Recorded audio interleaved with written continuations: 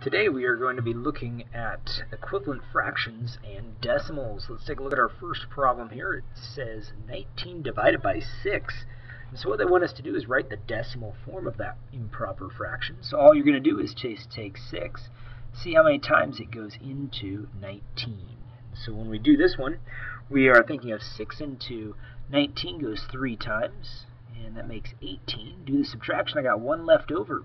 Well, I'm not done yet. Since I'm changing it to a decimal, I need to add a decimal point, a 0, bring that decimal point straight up, and now do 6 into 10. Well, 6 goes into 10 just 1 time.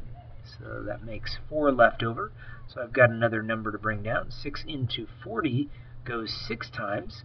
And once I do that, I see that I get that same number repeating. So you see how I got 4 repeating again? That tells me the 6 is going to end up repeating. So my answer is 3.16, and the 6 repeats. Well, 20 into 19 is what I'm doing here. Remember, the top number is going to go inside this fraction bracket. And I add the decimal point. Bring that decimal point straight up. Since 20 does not go into 19, I'm going to put a 0 right above the 9. Now I'll add a 0 right after that decimal point and do 20 into 190. And so if you cover up this 0 and cover up this 0, think of 2 into 19. How many times does it go in there? Well, 9 times. And so that makes 180, and that gives you an idea about what to start at. And so then I go ahead and bring down do the subtraction. I get 10, bring down another 0, and 20 goes into 100 5 times evenly. That makes 100. Subtracting, once you get 0 as your remainder, you're done. So 95 hundredths is the answer there. 5/8. Well, remember, the top number goes inside this bracket, and add the decimal point, bring it straight up. Since 8 does not go into 5, we add a 0. Well, 8 goes into 50 6 times. That makes 48. Do the subtraction, we got 2 left over. So we're not done yet. 8 to 20 goes in there 2 times. It makes 18. Oops, I'm sorry, 16. And we do the subtraction. I got 4 left over. And so I'll bring down that 0 and do 8 into 40 goes 5 times. And that does go in evenly, so I'm done. So my answer is 0 and 625 thousandths. That's the way you read that one. 11 over 5, so this time we have 5 into 11. This time it does go in there. It goes in there 2 times, but not evenly. So we ended up with a remainder of 1. So we got to add that decimal point, bring that decimal point straight up, bring this 0 down, and do 5 into 10. Goes in there 2 times. So there's my answer, 2 2/10. Next set of directions asks us to write each decimal as a fraction in simplest form. So what we're going to do is we're going to rewrite the number without these zeros here. So we're going to rewrite the 6 over the place value. So this is in the hundredths place. So that's why I write it as 6 over 100. And then I simplify it. I reduce it. And so here's where we have to remember some divisibility rules. So looking at these divisibility rules, 2 is when we know that 2 goes into it when it's an even number. 3 goes into a number if we can sum the digits and it's divisible by 3. So like if I sum these numbers here, you see how I have 123. I took those digits and summed them together. I get a number that 3 goes into. Last 2 digits create a number that 4 goes into, like 344. 4 goes into it, so I know 3 goes into this number. Ends in 0 or 5 for 5. 6 is if it's an even number that 3 goes into. 9 is the same as 3, except the sum of the digits must be divisible by 9. Ends in 0 for 10, and ends in double zeros, 25, 50, or 75. I'm going to think of quarters, so I might get a chance to practice that one today. So let's take a look back at the problems here. So I'm remembering those divisibility rules. I'm going to divide by an even number, by 2, because I know that 2 goes into both 6 and 100. They're both even. So I end up with 3 over 50, and that's the simplified form. Here I'm going to write this as -2 and 65 hundredths, right, as a mixed number. 65 over 100, 5 is in the hundredths place again, so that's why I wrote it as 65 over 100. Well, they both end in either a 5 or 0, so I'm going to divide by 5. Think of nickels. How many nickels makes 65 cents? Well, 10 nickels make $1, so I know 20 is on the bottom. 10 nickels make 50 cents. 65 cents is just 15 cents more, so that's 3 nickels more, so that's 13. So negative 2 13/20. Here, ignore the 7. We'll just put that as the whole number, and it's just 75 over 100. Well, here's a chance to use that 25. See, when they end in double zeros or 75, divide by 25. That's what I'll do here. And so how many quarters make 75 cents? Well, that's 3 quarters. So 25 goes into 75 3 times. How many quarters make $1? Well, that's 4. So 25 into 100 goes 4 times. Well, the next problem, we have 1 in 12 hundredths. Again, this is in the hundredths place, so that's why I wrote the 0 here as 2 zeros, because this is in the hundredths place. And I'm going to just take out that common factor. So I see 4 goes into these two numbers, because 4 goes into numbers that end in double zeros. I know 4 goes into 125 times, because I just did that problem. 4 quarters make $1. And then 4 goes into 12 3 times. So there's my answer.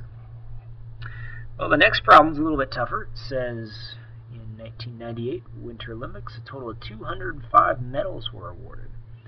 The United States won 13 of them. What portion of the medals did the United States win? So the portion of the medals would be 13 out of 205.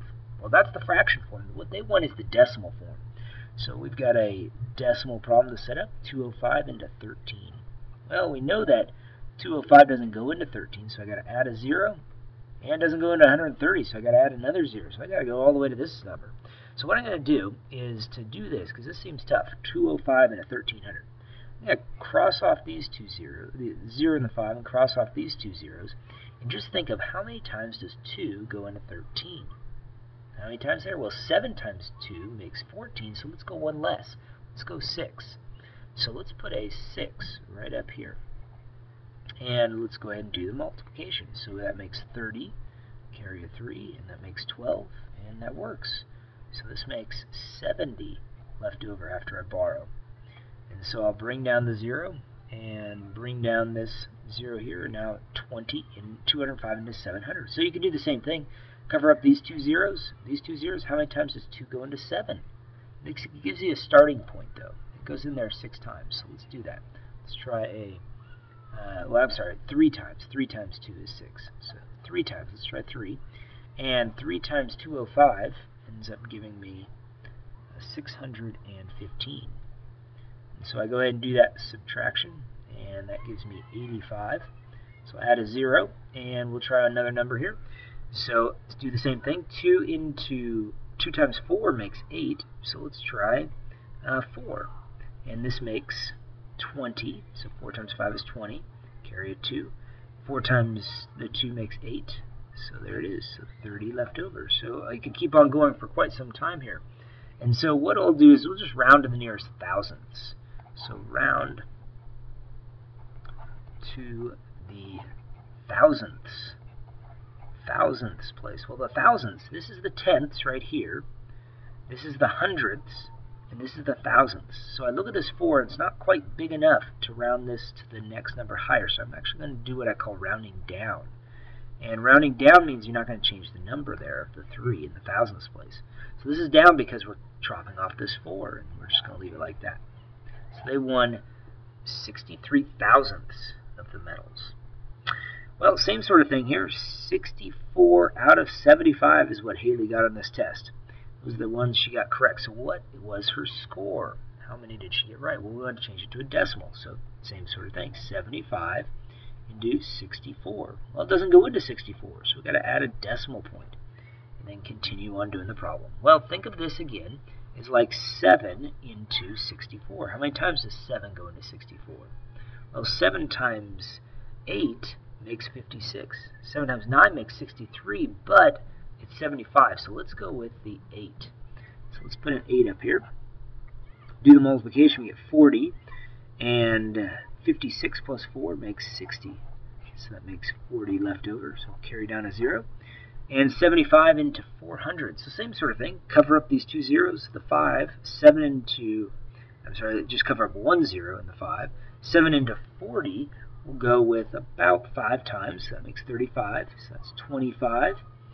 And carry a 2 with the 35, so that makes 37. And that makes 25 left over. And so if we do it one more time, we'll try a 3 this time, because 3 times 5 is 15. Carry a 1. 3 times 7 is 21, plus 1 makes 22. So 25 again. So see how we're getting the same number repeating? So that means the 3 repeats. So 0.853 repeating was her score. Well, one more problem here, and it says to write the mixed number for the energy in quadrillions of BTUs consumed in Eastern Europe. Here's Eastern Europe. Here's the number right there, 53.8. So let's write down Eastern Europe. And we've got 53.8.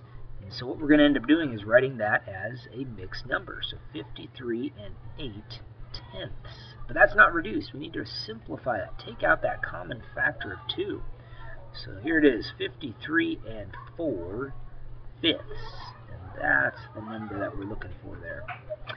Well, the last part of this problem says, and we have to do North America. So North America. And in North America, go over to that graph, and it says 119.1.